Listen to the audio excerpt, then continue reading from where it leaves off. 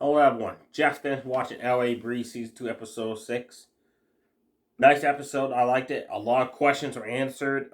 New questions have been brought up and a shocker happened. The show starts off with Gavin and his team arriving at the tower made out of glass. They're stopped by a handful of guards with like these batons with like electricity coming out of them and stuff.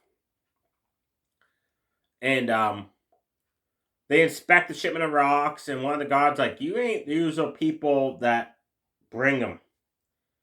And at first, like, "Oh no, a cover's blown," but they get away.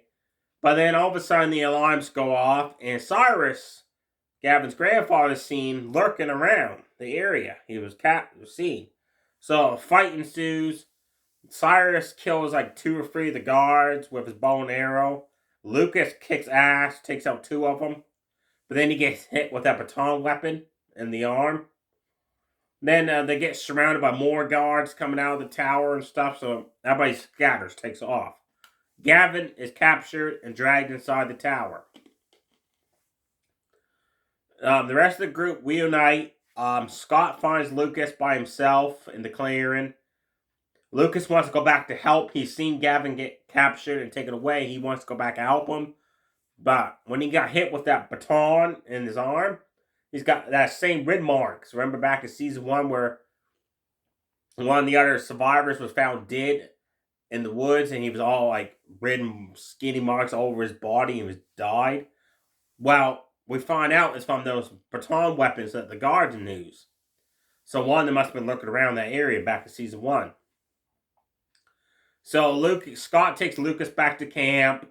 Him and Veronica watch over him, and the red marks are spread all throughout his body and all that. And he's in pain and agony.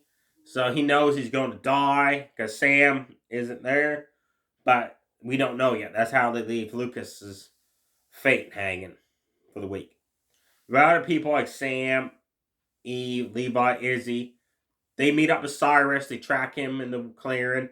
They convince him to help save Gavin because they find out Gavin was captured. And Cyrus knows of a secret way into the tower, but it's risky. It's protected. The gate's protected by this giant ass, big, huge bird. So they get past the bird, they get through the gate, and it leads to this tunnel. They start going down the tunnel, and that. And then it shows Gavin. Gavin's held prisoner, and he's talking to this guy named James. James says the scientists built this place because up above in the real world, not down here in 10,000 BC time, above, the planet can't sustain itself anymore. And all this stuff. There's so much stuff wrong with the world. So the scientists came down here after they discovered this place to try to find ways to better benefit us in the future, basically. He shows like they have 10,000 different types of plants. 1,000 different types of plants. They follow this. This shows this kind of like yellow, kind of like centipede type bug. It's huge, and he said that the fluid inside the bug has a way to cure diseases, so livestock won't die and stuff. Then he says the scientists built the place. Then they got some of us people here in the tribe and that to help out and stuff. And Gavin's like, "Oh, you weren't one of the scientists." And James says, "No, I wasn't. But I came to understand what they were doing." And then something apparently happened to the scientist. They don't explain what yet, but he said, "I took over as leader of this place. It's called the Lazarus Project."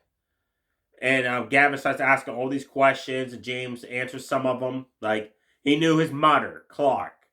And she was sent to 1988 on purpose because she started rebelling against what the Lazarus Project was doing with some of the research, same as Gavin's grandfather, Cyrus. And that's why he was kicked out. And you find out James is Gavin's father. That was a huge shocker. And Gavin at first is like, "Yeah, you're not my father," but then James starts saying stuff that only he would know, right? Only his father would know. Memories of him when he was a kid and that. So Gavin's shocked that his father's alive, is now the new leader of this group of people in the building called the Lazarus. people. Um, he asks him if there's a way to bring his son back from 1988, and Sam's daughter Raleigh, and James says, no, there's no way. Apparently that portal was a one-time trip fame. Then all of a sudden, Eve and all the rest of them show up in the tower. And Sam has kind of like a memory episode, and it shows Riley and Joss. And what happened in their journey. In 1988, basically, Clark, Gavin's mother, she gets captured by these people that's after her.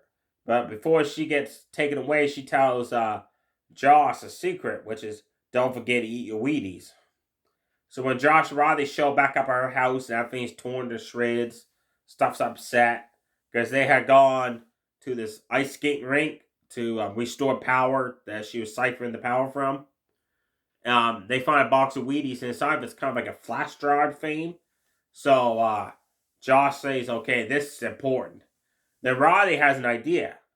If they could track down her father that lived here when he was a teenager in this time period, if she can give him to remember something that won't her father as an adult remember it.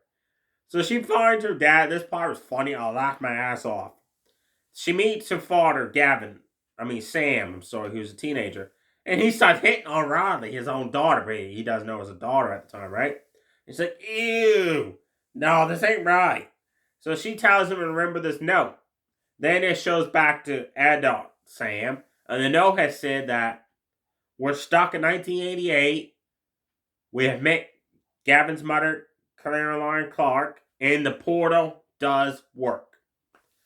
So somehow Caroline had known James would lie.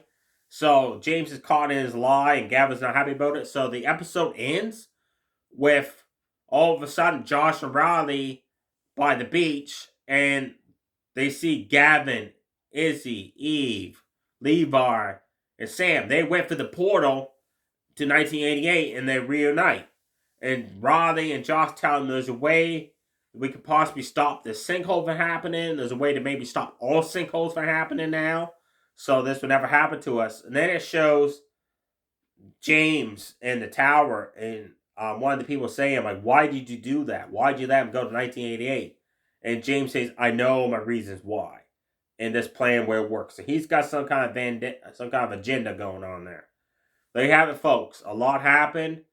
What's the fate of Lucas? Is he going to die from those burns, or is he going to be where he make it? What's James's secret agenda here? Why did he let them go back to 1988 if it's some kind of secret plan? And why was he lying and stuff like that? And also, the other question I got wondering is, what happened to the other scientist? Did James, take over and kill them or something? Where are they at? Stay safe, everybody. Too sweet. Bye.